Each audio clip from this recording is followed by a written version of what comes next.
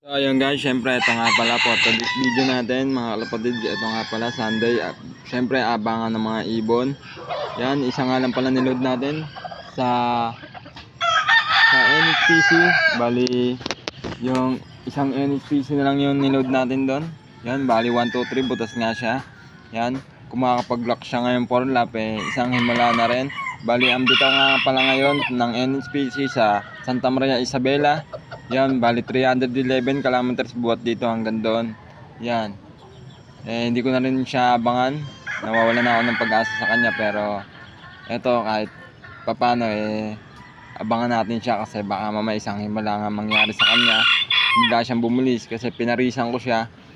Pinarisan ko na. Yun. Nagabulabol naman. Kaya nung Biyernes kinarga ng asawa ko. Asawa ko nagkarga.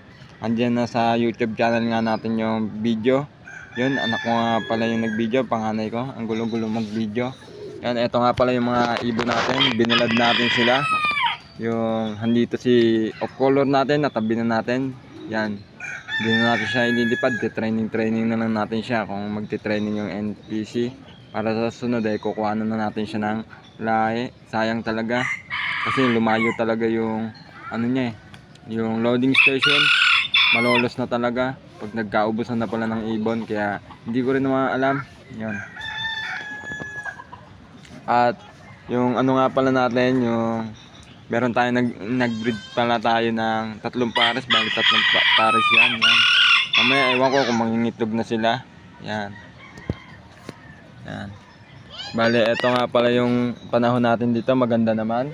Bali ang oras natin ngayon ay 9:11. Yan.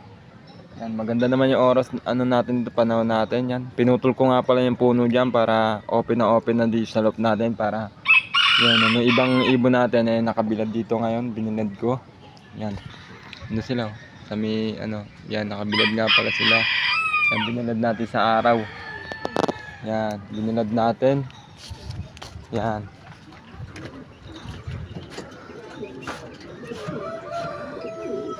Yan, binilad nga pala natin sila. Yan, nakabilad silang lahat. Bali 10 nga pala yan.